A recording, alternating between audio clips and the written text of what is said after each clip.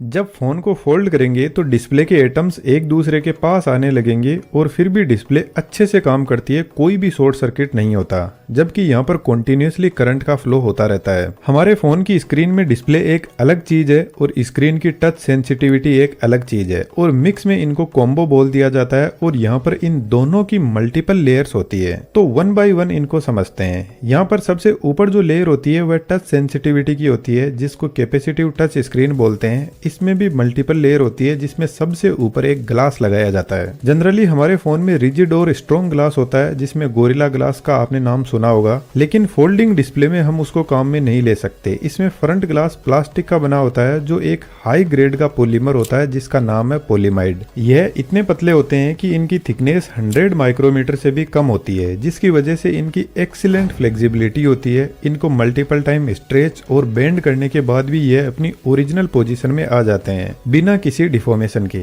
इस ग्लास में नीचे डायमंड पैटर्न होता है कैपेसिटिव टच स्क्रीन का, जो हमारे टच को सेंस करता है। यहाँ पर दो डायमंड ग्रिड पैटर्न है, जिनको आप देख सकते हो। एक को रो वाइज सेट किया गया है और एक को कॉलम वाइज। ऊपर की लेयर पॉजिटिव की तरह काम करेगी और नीचे की लेयर नेगेटिव की तरह, और यह दोनों आपस में शॉर्ट सर्किट ना हो जाए, इसलिए इनके बीच में एक इंसुलेशन की लेयर सेट की जाती है। जनरली यह लेयर ईडियम टिन ऑक्साइड की बनी होती है, लेकिन फोल्डिंग डिस्प्ले में ग्रेफीन्स की बनी होती है, जो करंट का फ्लो करवा सकता है फ्लेक्सिबल होते हुए भी। अब नीचे की लेयर पर इलेक्ट्रॉन्स का फ्लो तो नहीं हो पाएगा इंसुलेशन की वजह से, तो electrons negative magnetic field generate करते हैं, जिससे ऊपर की प्लेट में भी हल्का करंट फ्लो होने लगेगा और ऊपर की प्लेट अपने आप एक पॉजिटिव चार्ज की तरह काम करेगी और इस प्लेट का करंट सेंसर रेगुलरली चेक करता रहता है। अब जैसे ही हम स्क्रीन को टच करेंगे तो हम इसके इलेक्ट्रिक फील्ड को डिस्टर्ब करेंगे। जिस पॉइंट पर हम टच करेंगे उस पॉइंट पर ऊपर की लेयर का काम हमारी फिंगर करने लग जाएगी, जिसकी वजह से ऊपर की प्लेट में जो करंट फ्लो हो रहा था वह कम हो जाएगा और सेंसर को पता लग जाएगा कि कहीं पर कोई टच हुआ है। तो फिर सेंसर ब्लू डायमंड की स्कैनिंग करेगा, तो यहाँ पर पहुंचते हुए सेंसर को पता चलेगा कि इस पॉइंट पर इलेक्ट्रिक फील्ड डिस्टर्ब हुआ है, और फिर येलो डायमंड में रो को चेक करता है कि कौन सी रो में करंट का फ्लो कम हुआ है। तो इस तरीके से यहाँ पर एक पॉइंट मिल जाएगा जहाँ पर हमने टच किया था। यह सिग्नल प्रोसेसर के पास में जाएगा और प्रोसेसर डिस्प्ले में हमारे टच के हिसाब से एक्शन लेगा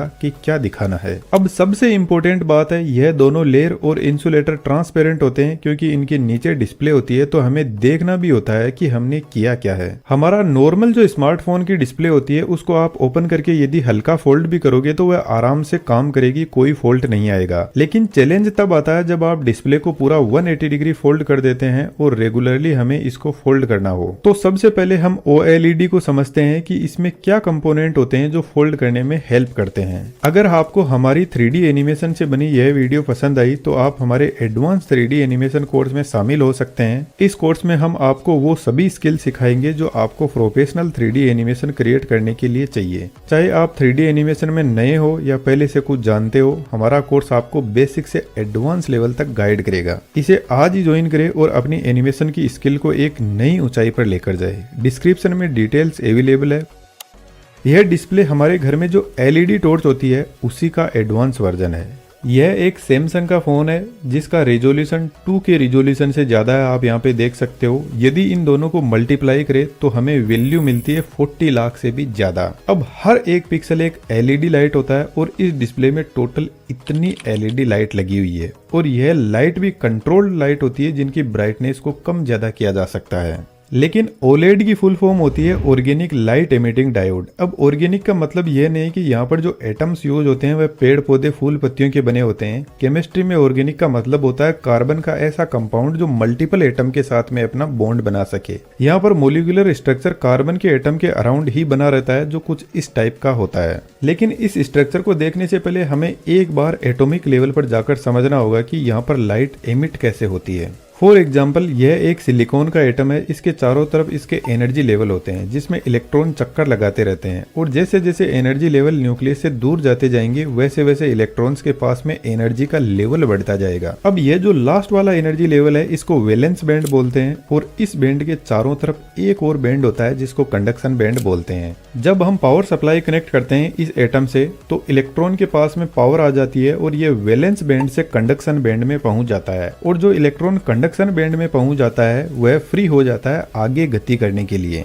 और यह इलेक्ट्रॉन एक एटम से दूसरे एटम तक जा सकता है, जिससे करंट का फ्लो स्टार्ट होता है। लेकिन यहाँ पर कुछ अलग ही गेम चलता है। जब इलेक्ट्रॉन वैलेंस बैंड से कंडक्शन बैंड में जाता है तो यहाँ पर एक जगह खाली हो जाती है जिसको होल बोलते हैं, और कंडक्शन बैंड एक हाई एनर्जी बैंड होता है जिसमें वैलेंस बैंड से भी ज्यादा एनर्जी होती है। अब इलेक्ट्रॉन जब कंडक्शन बैंड से वापस वैलेंस बैंड में आएगा तो उसको अपनी कुछ एनर्जी लॉस करनी होगी, तो फिर वह क्या करता है, एक फोटोन रिलीज करता है जो हमें लाइट के रूप में दिखाई देता है। अब इस कंसेप्ट को हमारी ओलेड डिस्प्ले में यूज करते हैं। सबसे पहले हम एक पिक्सल को समझते हैं। यहाँ पर बीच में एक लेयर होती है एमिसिव लेयर, जिसमें ऑर्गेनिक कंपाउंड का मोलिकुलर स्ट्रक्चर बनाया जाता है। इस लेयर के दोनों साइड में एनोड और कैथोड होते हैं। सिंप्लिसिटी के लिए हम इसको एक बैटरी से कनेक्ट कर देते हैं। इस मोलिकुलर स्ट्रक्चर में दो लेवल होते हैं, एक हाई एनर्जी लेवल जिसको ऑर्गेनिक में होमो बोलते हैं और इनऑर्गेनिक में वैलेंस बैंड बोलते हैं, जो अभी हमने देखा था। दूसरा होता है लूमो यानी लो एनर्जी लेवल, जिसको इनऑर्गेनिक में कंडक्शन बैंड बोलते हैं। तो जैसे ही हम यहाँ पे बैटरी कनेक्ट करेंगे तो एनोड इलेक्ट्रॉन को होमो लेवल से अपनी तरफ अट्रैक्ट करने लगेगा और लूमो एनर्जी लेवल में भेजने लगेगा, और जब इलेक्ट्रॉन लूमो लेवल में जाएंगे तो इनको अपनी कुछ एनर्जी लॉस करनी पड़ेगी, और जैसे ही यहाँ पर आकर अपनी जगह पर बैठेंगे तो फोटोन रिलीज करेंगे जिससे पिक्सल से लाइट निकलेगी। लेकिन यहाँ पे एक प्रॉब्लम होती है। एमिसिव लेयर एक ऑर्गेनिक लेयर होती है और एनोड और कैथोड यह एक अलग टाइप की लेयर होती है।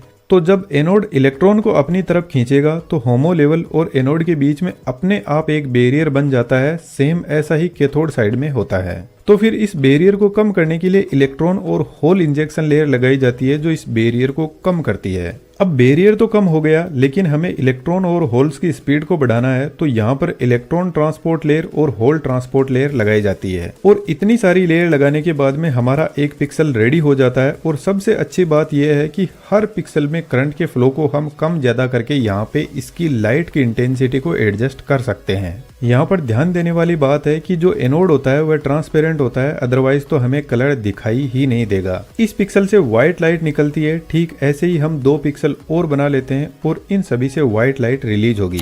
यदि इन पिक्सल के सामने हम एक फिल्टर लगा दे जो रेड, ग्रीन और ब्लू कलर का हो तो हमें RGB लाइट मिल जाएगी। और इन तीनों पिक्सल की लाइट की इंटेंसिटी को कम ज्यादा करके दुनिया में जितने भी टाइप के कलर होते हैं उन सबको हम बना लेते हैं। अब यहाँ पर हर पिक्सल के पास में अपनी अलग कलर की लाइट होती है फिल्टर लगाने के बाद में, लेकिन यह पिक्सल इतने छोटे होते हैं कि हमें अलग अलग लाइट दिखाई नहीं देती है। इन RGB कलर से मिलके जो एक कलर बनता है वही दिखाई देता है। लेकिन हमारे स्मार्टफोन में टेक्नोलॉजी थोड़ी और एडवांस हो गई है। हमें यहाँ पर कलर फिल्टर लगाने की जरूरत नहीं है। जो पिक्सल होते हैं वह खुद ही रेड, ग्रीन और ब्लू लाइट बनाते हैं, और इसके लिए हमें यहाँ पे अलग से कुछ डोपिंग करनी होती है। तो इस तरीके से मिलियंस ऑफ पिक्सल मिलकर एक पिक्चर हमें दिखाते हैं, जो बेसिकली देखा जाए तो एक LED लाइट ही है। अब यहाँ पर जो पिक्सल होता है उसको फ्लेक्सिबल बनाने के लिए जो पिक्सल के इलेक्ट्रोड होते हैं वह भी फ्लेक्सिबल कंडक्टिव मटेरियल के बने होते हैं। और यहाँ पर जितने भी लेयर होती हैं जैसे ऑर्गेनिक एमिसिव लेयर, इनमें भी फ्लेक्सिबल कंडक्टिव मटेरियल होता है जो एफिशिएंटली काम करते हैं फोल्ड होते टाइम।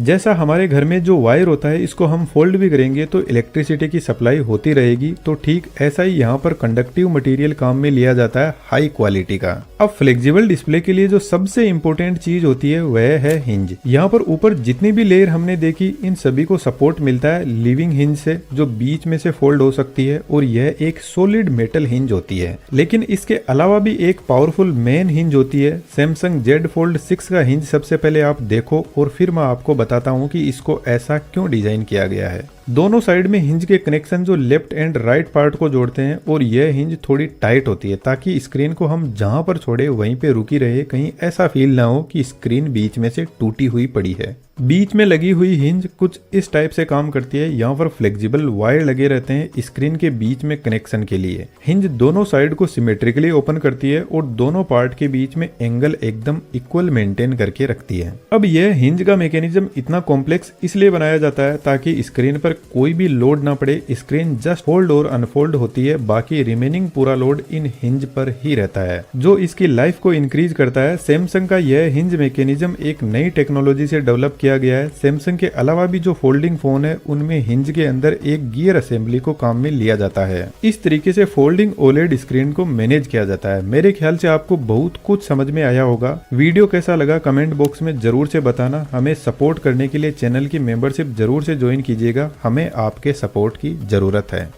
Thank you.